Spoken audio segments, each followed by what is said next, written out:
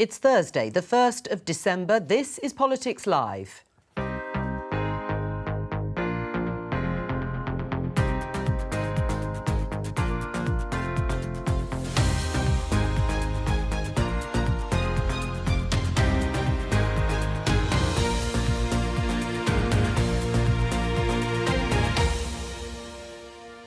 Joining me today, Conservative MP Nikki Aitken, Liberal Democrat MP Helen Morgan, the Daily Mirror's Fleet Street Fox Susie Boniface and the cancer specialist Professor Carol Sikora. Today, this is a whole system failure. It's just really traumatic for her, and to see a family member like that, it's just horrid. It's not right, it's not acceptable. I'm not blaming them, it just needs to be fixed, it needs to be sorted. 40-hour waits for ambulances, 7 million on waiting lists. How can the NHS be fixed? Protests continue in China over lockdowns. Can the country escape its zero-COVID policy? It is their responsibility to make sure that when it comes to misinformation, when it comes to the hate that we're seeing, that they take action. Twitter's owner Elon Musk relaxes rules over misinformation. Is the social network safe in his hands? My time in the jungle's been pretty intense. And should MPs be banned from reality TV shows?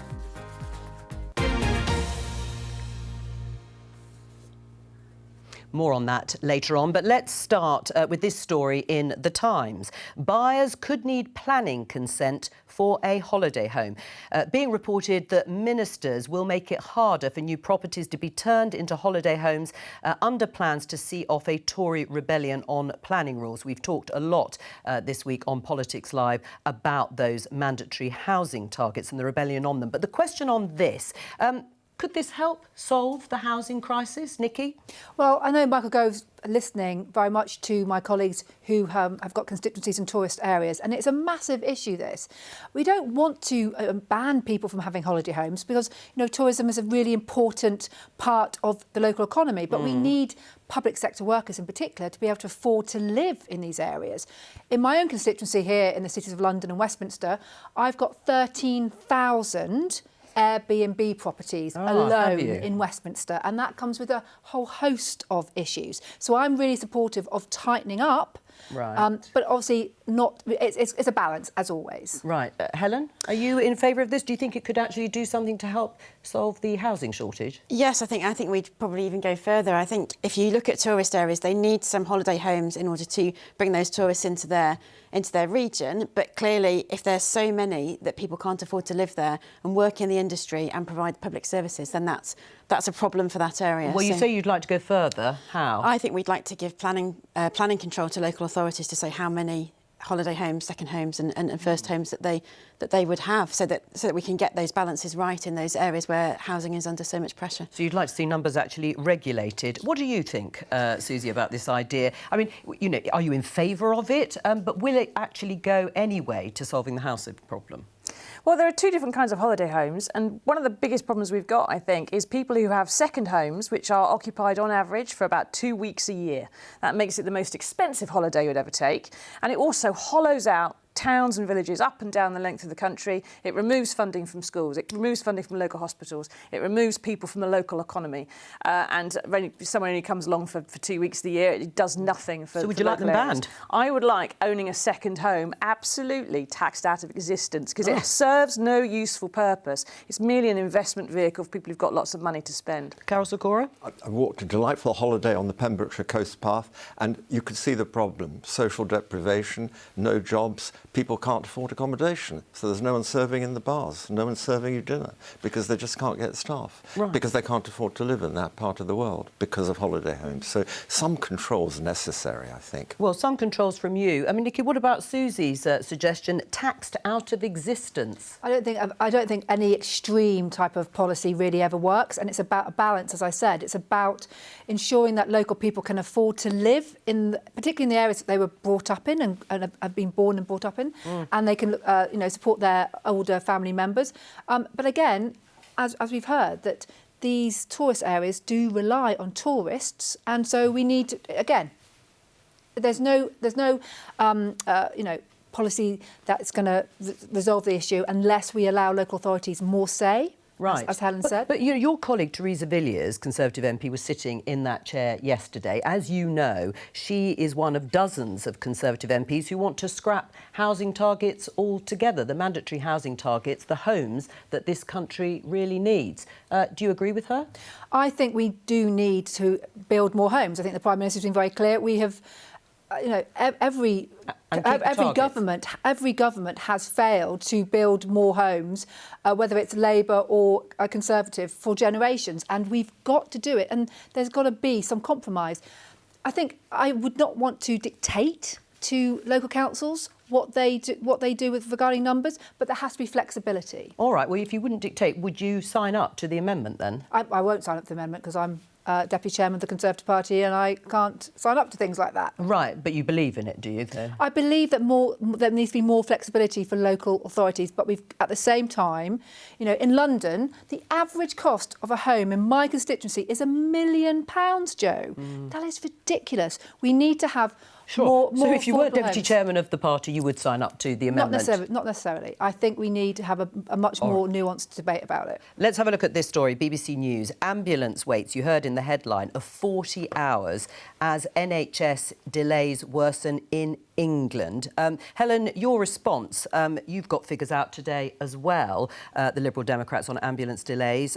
What about the difference across the country in different areas? Well, I think it's been very obvious to anyone in Shropshire for a long time that if you're in a rural area, your ambulance response time is much worse than if you're in an urban area. And some of the average times that we see these ambulance services release mask those big differences. So I did an ambulance shift with my ambulance service a few weeks ago, and I can tell you that none of the Category 2 patients we got to were within 2 hours.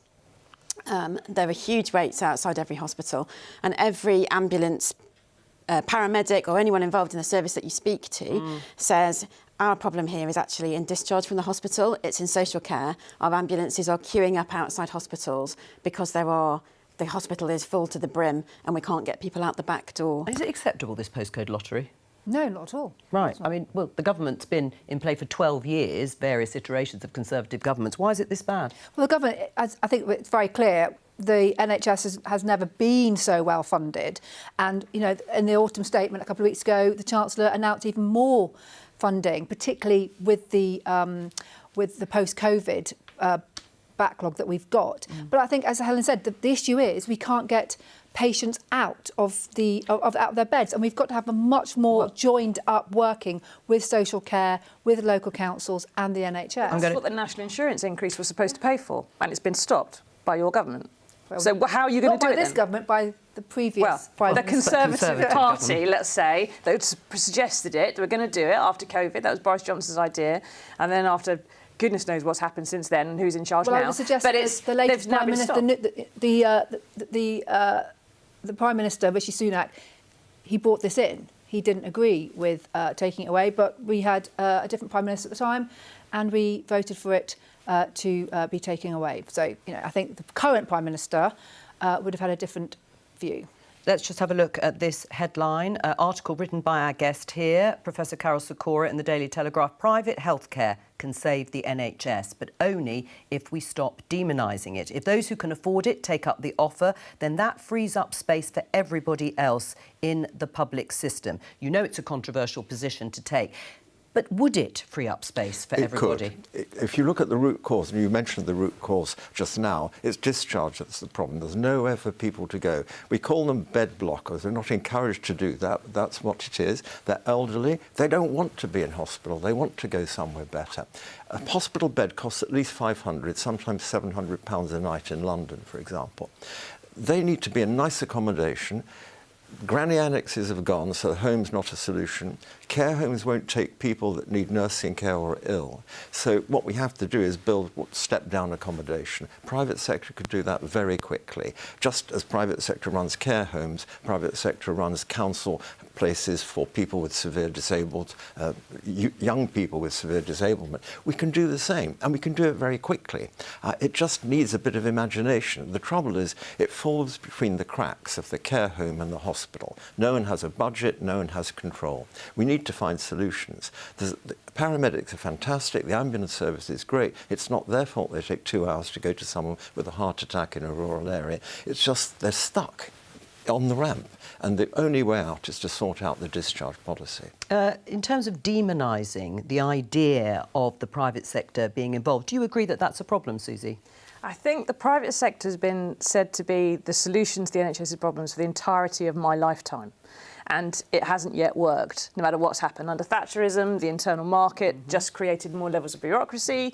Under Labour, PFI just loaded the NHS Trust with unserviceable debt. And then in 2012, the Lansley reforms cost billions and have had to be unpicked. Now, either it's a great idea and it's just being implemented by idiots, and that's the problem, or it's a terrible idea.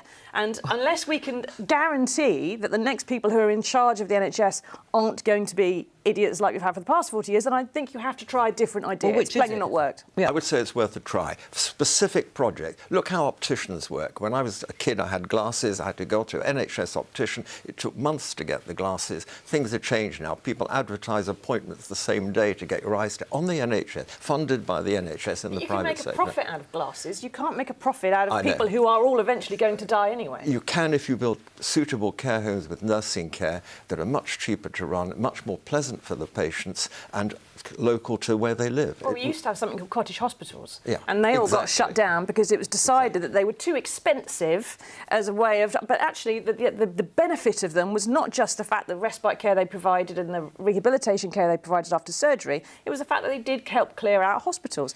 And so, that, you know, when you start looking at the budget and the cash, who goes in and what goes out, suddenly cottage hospitals look ineffective and you know, unnecessary, and so they shut them all down, and this is where we are. Why do you think it would work, though, Carol Sikora, to actually have or encourage people who could afford to pay for a hip operation or a cataract operation to go and do that, that it would free up space and bring down that waiting list? Why would it do that if you're using the same people effectively, the same doctors and the same staff? That's where I don't understand how it would work. You create a workforce which would increase gradually, and that's the problem. We don't have the staff. We sort of have the equipment all around the place, and the NHS is really not bad in terms of how it's equipped, but we don't have the staff to staff it 24/7, for example, which you could do, and is done in other countries. The problem, though, if you use the private sector to do people that can afford hip replacements and other procedures that are not hugely expensive, it's not like a heart transplant or a bone marrow transplant, which costs over £100,000. You can get somewhere, and you can actually reduce waiting lists for those that are on the NHS that can't afford it. Well, is this an idea that should be embraced, Nikki? Well, the system at the moment is obviously not working. We can't have the ambulances queuing outside like we are up and down the country at the moment. And you know, the government is putting more money into it. It announced it in the autumn statement. There's Steve Barclay's asked the NHS for the emergency recovery plan for January. Sure. But I think that NHS bosses, perhaps we need to get them to start looking at, with a blank piece of paper, what do we need our NHS to look like? How do we provide universal care? But perhaps bringing in private, I don't know. I mean, I think it's fascinating that you're suggesting this. I'm not saying it's the answer, but the current situation is not working, so we do really need to get the NHS bosses to consider what needs to happen to make it better. I think we already have an element of private provision, though, don't we? I mean, the GP model is a private model, the dentist model is a private model. We've got a huge shortage of GPs, so it's not working to bring the extra people and grow the workforce there. It's failed entirely with dental provision, as far as I can see. And if you look at care homes, the disjointedness of the service is one of the problems that we have in terms of discharging people into care. Yep. And all these people are fishing in the same pool for the same staff, and I don't see how privatising an element of it is going to resolve that issue. No. I think the issue might be resolved if you had something like a national care service that could tie into the NHS, have massive economies of scale, actually be funded properly, and be able to, you know, have handshakes across hospitals and care homes to get people out of hospitals. The private sector is great at bringing investment money in, provided they can see an income stream at the end of it. And it's safe for the investor, safe for pension funds to invest in that. So it would work. The difficulty is the staff. Would you end up pinching staff to the private sector that could be in the NHS? The problem is the workforce strategy is just not there for healthcare. Right, and is that a government failure in that sense? In the long term, yes. Importing nurses, doctors from abroad it's great to let them have training here, but not to keep them forever, which is the strategy from India and Philippines for nurses and from other countries for doctors. You know, we've got to get our own staff. We've got to really make medicine, healthcare an attractive proposition as a career. But as soon as it has to be profit-making, when there's a change of circumstance, that company can walk away and throw the problem back at the NHS. So we're seeing it with care homes right, left and centre. Their energy bills are so high that they're no longer profitable. And so they're literally just going, oh, we're out, and throwing those patients back at the NHS or the local council without any scope to plan or provide for those people. And so I think there's inherent risk in giving those contracts to the private sector. Right. I think you can surmount that quite easily by having fallback plans and having investment in the fallback plan from the person providing the step-down care home, for example. It's a way of trying to address the root cause of the real problem. The pictures of the ambulances on ramps are one thing. How do you stop it? All right, let's go to some of your specific plans. Tell us about your NHS Gold plan. How would that work? I don't think anyone would like that. It's a sort of plan we talk in the doctor's coffee room. Basically, the idea would be, instead of the money from patients when they go privately going to a private institution, why not have it within the NHS? You know, Barbara Castle threw the private wings out of the NHS in the 60s. Now they're back, but they're not very friendly to private patients. They're very poor at marketing. Can you actually have an NHS Gold plan where people pay something and they get a different level of service, for example? And that profit from that for the NHS goes back into providing an overall better service for poorer people. So that's one mechanism of doing it. Susie? I think that's a two-tier NHS, which is the opposite of what the NHS is supposed to be. My father recently had a very small procedure on the NHS and he got put up overnight afterwards in a privect room because they had no other room in the flipping hospital and they had to use the private I think wings it happens to do quite a lot. It happens a lot. And I just think what we need to do is to have an NHS. We've got to realise that there are some things, if we want our country to have a service, whether it is the trains, whether it is the water, whether it is schools, that we just have to provide it. And that's it, flat. We pay for it. There is not necessarily a profit. So higher taxes to pay for it. It is the right taxes spent in the right way. Right. I mean, what do you think about that system, NHS Gold? The idea that people who pay a little bit, it goes into the NHS rather than specifically to a private scheme or contract. Well, I agree. I don't think we need a two-tier system in the NHS. It's meant to be about universal offer. And the Scottish Government, the SNP Scottish Government suggested that, I think, last week and got well, they were down leaked. They were leaked reports and they completely distanced themselves and rejected the idea that it would be a case of a sort of NHS Gold. But it certainly looked as if it was discussed. Should we be discussing these things? Or is it, as Carol Sikora suggests, that it's so demonised that people can't even talk about these things openly? I think a two-tier system should be rejected out of hand. I think we can discuss how we deliver universal care in a better and more effective way. We need to have that discussion because the NHS is in a state of crisis, but I don't think we should be entertaining options that literally differentiate you by your bank balance. Right, well, let's have a look at this graph because it shows very starkly people waiting for hospital treatment in England. More than 1 year, 18 weeks to 1 year and up to 18 weeks, but 7 million. How do you tackle it?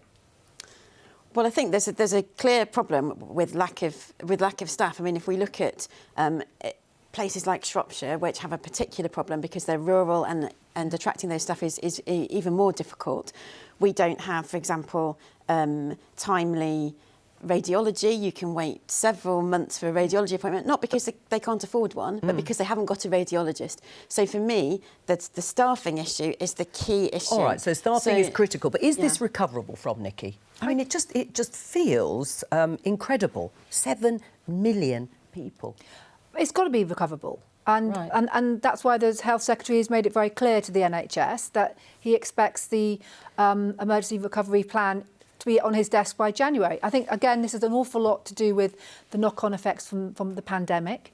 Not solely, but This also... started before the pandemic. It did, but also, Jo, I think it goes back to the point I made at the very beginning. We've got to sort out social care, and we've also got to sort out council funding for social care and not just always give the money to the NHS. The NHS has got to give money to local councils to be able to support older people coming out of hospital. And we know that we are growing older population. Why has the NHS got to fund that? Because traditionally that's the government funds local authorities for care. The NHS is given the money. It is the NHS and social care.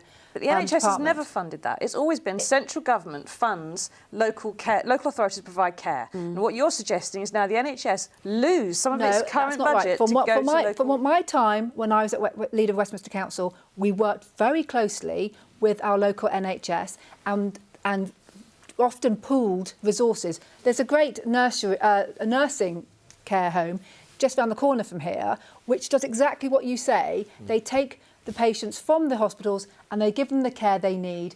Maybe they might move back home, they might go to a care home. And it's about the NHS and local authorities working together, because unless we sort out social care... is different to what you said, which was money going from the NHS budget. Not from the primary care health.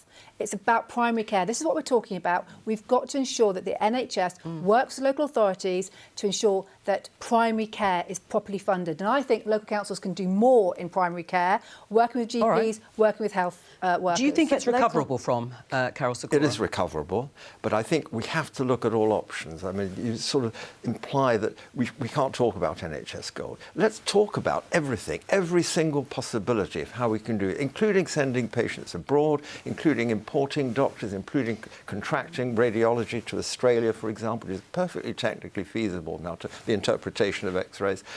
So let's talk about everything. Just sort of ban discussion because it's no longer universal, it's differential care, it's two-tier. Let's work out how we can make it acceptable in a different format. But can you understand people's concerns? I do. That it would look like queue jumping, that we've talked about a two-tier system, that you would lose the universal sense, the sort of core principle of the NHS? Or is this such an emergency that, as you say, everything's got to be thrown up in the air? These 7 million people, some of them, probably 20%, will end up going private and paying it for themselves, I suspect. And that's totally unfair because everyone's paid their taxes, so why shouldn't they all be able to do that? Well, they can't because they have different financial circumstances. So let's discuss everything. Do you think that's fair to look at these things, Susie? There's nothing wrong with working out the best way to go forward and discussing everything. I don't think anyone's suggesting banning discussing it.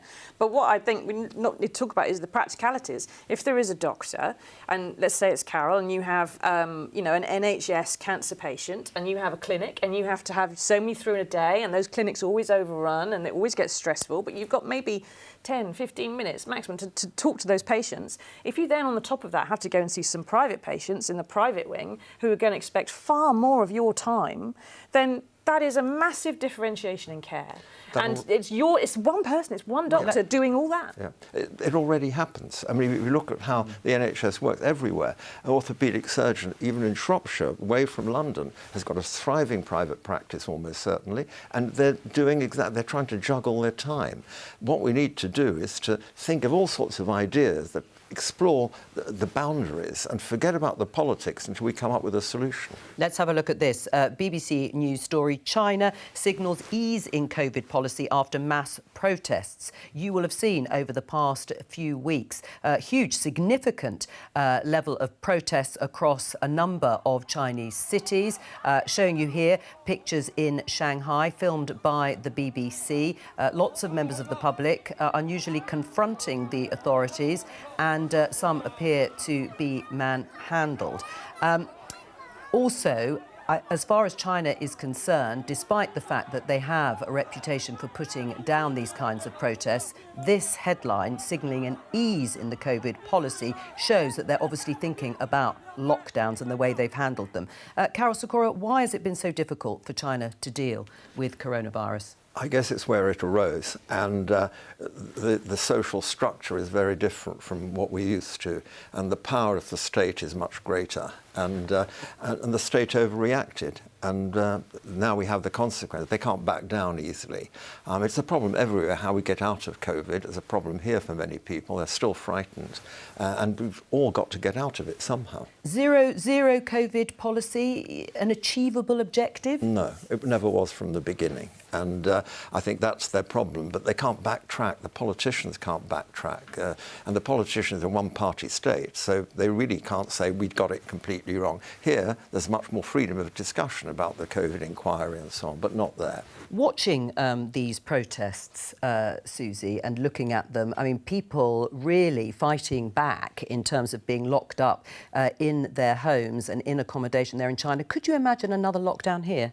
I think the lockdowns we've had here and the lockdowns they have in China are massive, two hugely different things. They're done for different reasons and they're done in different ways. I think the lockdowns that are there, as Carol says, they're to do with the repression of the state. It's because they were trying to go for a zero COVID policy right at the start when the disease appeared, and they can't reverse that particular ferret. Whereas here, if we hadn't had the lockdowns that we had, we would have had something far worse. We would have had an NHS that really did collapse. We would have had bodies piling up in the streets, perhaps. It would have got a lot worse. So while there were costs and impacts to the lockdowns, not all of them brilliant by any means, I think the alternative would have been far, far worse. Would it have been far, far worse, the alternative? We don't know. That's the problem. True. We'll never know the counter. We'll never know the truth. But what was your view about lockdowns here? It was... COVID became top priority at the expense of things like cancer and heart disease, and I think that was the mistake. We should have protected those diseases that can't wait. Hip replacement, that can wait 6 months, no problem, but cancer needs to be treated. People were stopped in the midst of chemotherapy, for example. I remember that, and that is crazy to do that. I mean, the Lib Dems were quite keen on lockdowns. Your colleague Layla Moran was on this programme a number of times talking about a more zero COVID policy. Was she wrong? I think with the benefit of hindsight, we can see that if you keep people locked down for too long a period of time in a free society, it's not going to be successful. They won't accept that. But I think we need to acknowledge that the impact of the lockdowns or the impact of easing up after those lockdowns have left people suffering with long COVID. There are consequences to having a high level of COVID in society. And, you know, it's difficult. We have hindsight now, which we didn't have at the time. I mean, my personal view is that we had a very chaotic situation before the vaccine where lockdowns were probably needed earlier. They probably would have been shorter if we'd locked down earlier. We had that chaotic situation over Christmas 2020 where we sent the kids back to school for a day and then hundreds of thousands of people contracted COVID and tens of thousands of people died. I think it's difficult to argue that we should have had looser restrictions then, but there's no doubt that post-vaccine we are in a better place and that we are having to live with the consequences of people missing out on cancer treatment, for example. And that's a terrible choice that we were faced with. And it's easy with hindsight, I think, to go back and criticise what happened. We need to remember the situation that we were in at the time. I mean, hindsight is, as they say, a wonderful thing. Has it changed your mind or views towards COVID lockdowns? Could you ever imagine one coming back here? I can't particularly, no, I don't. And I think what we've learned, and compared to what China's going through now, is that immunisation is the way forward. And I'm very proud that the vaccination programme, you know, was such a success, and it allowed us to come out of lockdown. And so I think that's the way forward. And I think China now, I think they announced yesterday they were starting their vaccination programme up again. And I think that's the way forward. So why has it been dismantled? Well, so, Susie, Jo, straight to the story here in the Eye. UK playing with fire after COVID jabs U-turn warn scientists, and also Kate Bingham, who was the vaccine czar, saying exactly that, questioning whether all the work done on vaccines here, why has it been dismantled? Nikki? Well, we've got the Health and Security Agency now, which is leading the way. They've got a particular centre now within the agency on dedicated pandemic planning, and I believe vaccinations are part of that. Well, I mean, Susie, does that reassure you? No, because Kate Bingham, who was the genius who managed to sort all this out, says exactly the opposite. UKHSA is just Public Health England rebranded and rebadged. It's got a few extra things, but the vaccine centres that we wanted to build and design have got sold off to some American companies. And the actual infrastructure that you need to roll out another vaccine if there's another pandemic just isn't there anymore, Kate says. And because of what happened, we all became virology experts inadvertently. Some of us might have been already, but we kept during the pandemic. And they also said that there's going to be another pandemic quite soon. Well, what? I think the trouble is there's all sorts of things out there. Accidents, major accident drills and so on for train crashes, nuclear warfare drills and so on. sort of policies for infectious disease, they have to be in place. But you don't want to continue spending a lot of money on them. You just have to have them there so they can be reactivated. So I think the strategy now is completely correct. Right, so you don't think there needs to be more done in terms of preparedness for, let's hope not, the next pandemic? Well, it may not even be COVID. It may be Ebola, or it may be Lassa fever or something. And so you can't. You just have to have policies in place. But of course, turkeys don't call for Christmas, and that's why people that are involved in virology are not going to say, oh, we've got to dismantle everything.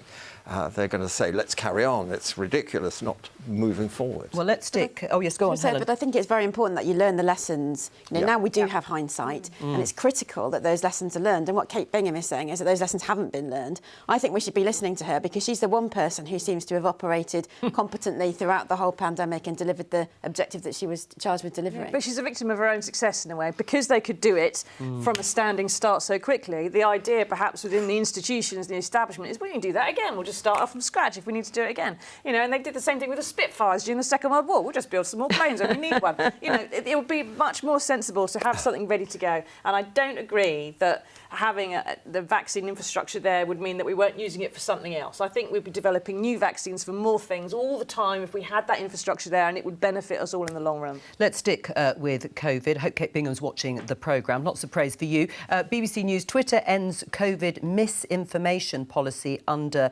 Musk. Let's talk to our disinformation correspondent, Mariana Spring. She joins us from our London newsroom. What's happened exactly, Mariana? Essentially, Musk has dropped quite quietly Twitter's policy that involved labelling or removing misleading and harmful misinformation about COVID-19. And I think to lots of people it might feel like, oh, well, COVID's not as much of a problem here anymore, so why does this matter? Well, firstly, there's a lot of COVID misinformation that continues to spread across social media, including about the vaccines, for example, false or misleading claims that people who've been injured or died were actually injured by the vaccine, even when the evidence is to the contrary and the people affected are saying, no, it wasn't the vaccine. And it's not just that. COVID misinformation can also be a gateway to more extreme conspiracy theories and disinformation. A recent investigation I did for BBC Panorama that looked at how people here in the UK believe, for example, that UK terror attacks didn't happen, or that those affected were lying about their injuries. A survey we did as part of that showed that people who believed pandemic disinformation were more likely to believe that more extreme disinformation about everything else being staged or faked. And I think this is part of, or this indicates further, Musk's approach to topics like disinformation and trolling. He's recently also announced that suspended accounts, some that had been removed from the platform for promoting disinformation and also for promoting hate, are allowed to come back. And I've had lots of people in touch with me about troll accounts, for example, that have returned to the platform and started getting back in touch with them.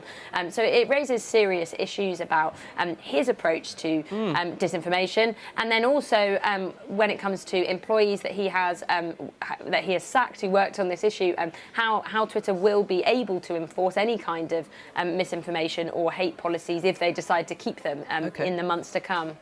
Can you just comment on the Financial Times story that the EU and US regulators are turning up the heat on Elon Musk over Twitter? What are they doing exactly? The EU in particular, but also over in the States, are very worried about the possible rise of disinformation and hate on the platform because of these changes, both in terms of losing staff who worked on these areas and changes to policy. And in the EU in particular, they have rules about social media companies having to tackle disinformation. That's not just about the pandemic, it's also about, for example, the war happening right now in Ukraine. We've seen a lot of disinformation, often tied up with the violence on the ground, and the EU is particularly worried that Twitter is no longer going to honour commitments it has to tackling disinformation in EU countries. Mariana Spring, thank you very much. Let's get reaction from the panel.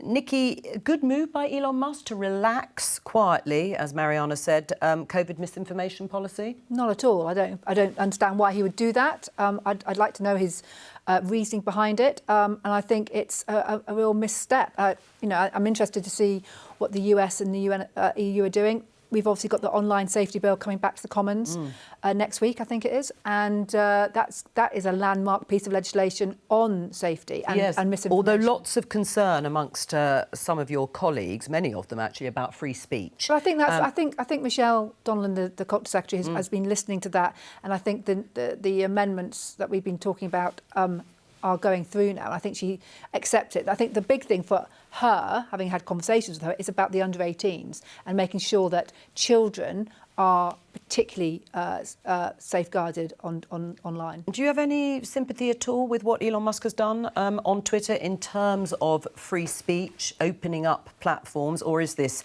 a completely risky, reckless strategy? I think there's no alternative. Who's going to be the arbiter? And that's the whole problem. Who's the judge in this? It's so difficult. I gave a university lecture in 2020 in June on cancer and COVID, and it was put on Facebook, as all the lectures are at the college, and it was taken down by Facebook because it was supposed to be misinformation about COVID.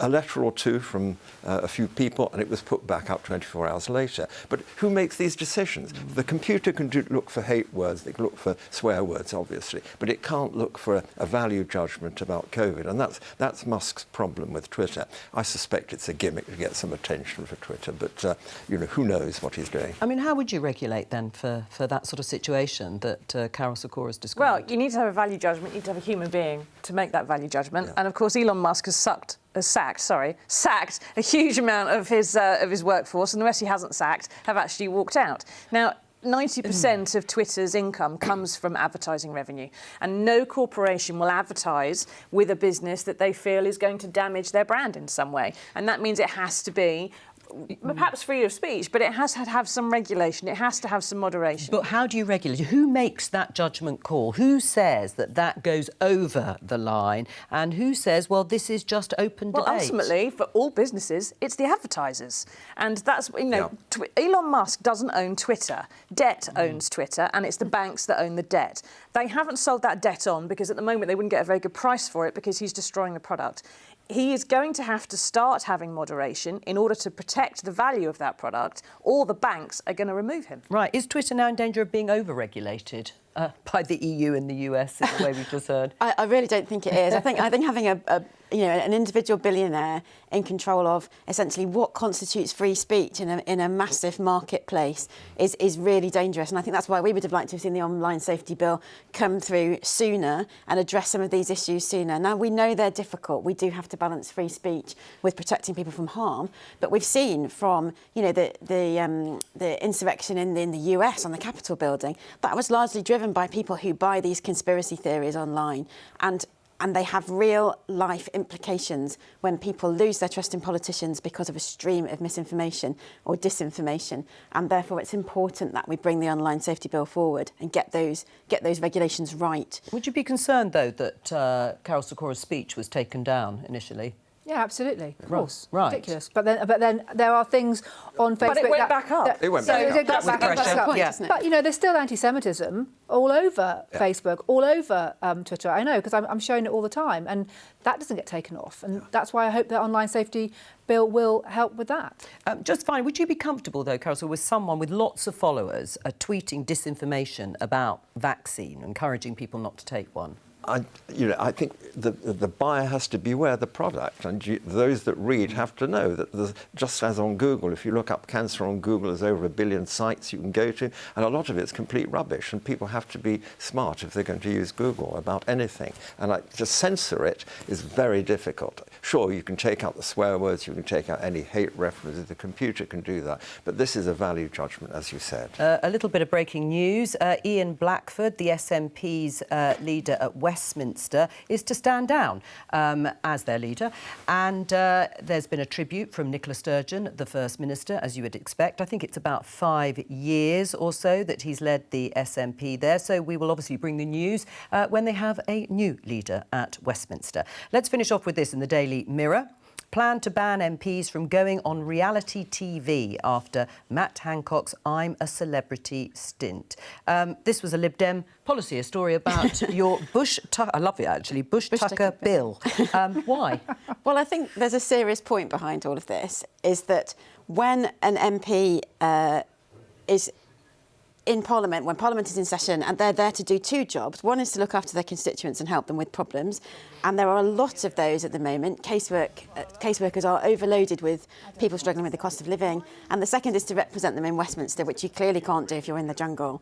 And I think there's a very serious point here about the frivolity of being in the jungle, that it's caused a lot of offence to all those people who lost people during COVID. You know, this is a man who is responsible for some of the things that went wrong in COVID. And so to see him making a lot of money out of a celebrity jaunt when he actually should be doing his job in Westminster, I think is problematic. And it's a bill to change the rules rather than to sort of legislate to prevent MPs from doing that type of activity. So that's specifically rather than second jobs. But on that specifically, do you want to defend Matt Hancock's decision? No, not at all. I think he was ridiculous for him to go.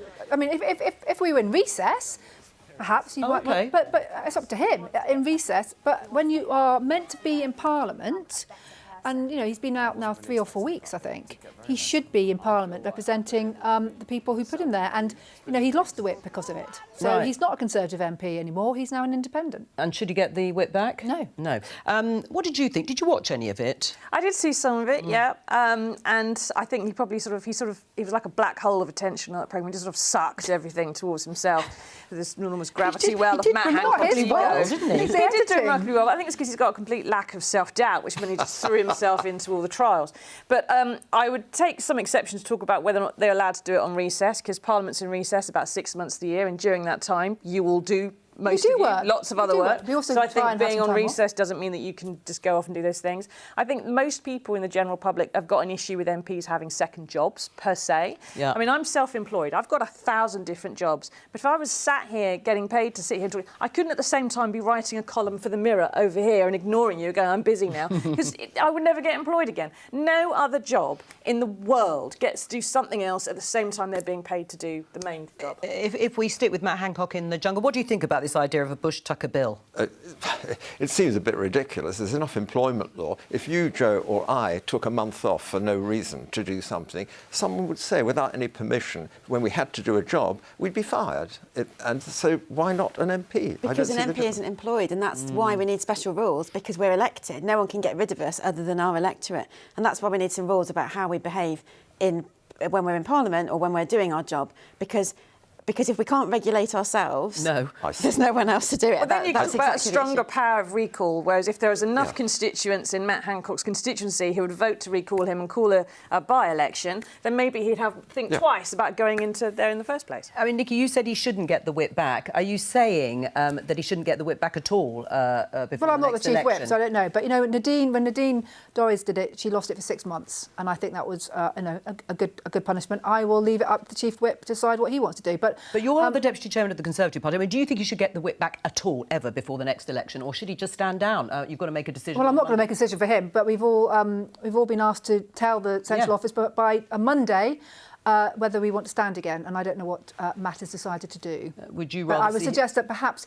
having seen what he's done in the jungle, that he may be thinking about not coming back after the next general election. Oh, right. So you wouldn't miss him in that sense. I mean, what do you think? Do you think he should stand down? Certainly not be given the whip back by the Conservative Party? I mean, I don't think his own local party is very keen for him to stand again. He says he wants to. He says he wants to come back and deal with his constituents. Well, it's not up to him, it's not up to him, though, is it? Because he's actually, you know, selected by his local party. So I think we'll see what they say. They don't seem very impressed based on what I've read in the press. I mean, it is interesting, though, that on Monday they will have to decide, Conservative MPs, as to whether they are going to stand. Some of them have already said that they won't. Do you think he raised the profile, though, of issues that were important to him, like dyslexia, showed his human side?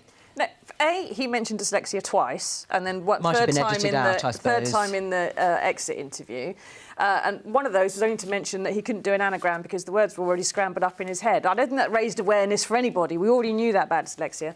And what he did do was that by making sure that he had the whip removed, that when he brings his private member's bill tomorrow to Parliament, he's got less and less chance of actually getting that on the statute book. So he's let people with dyslexia down. All right, that's all we have time for today. Thank you to all of my guests for the programme, and I will be back with Politics UK tomorrow at 12:15 on BBC Two and on BBC iPlayer. Bye-bye.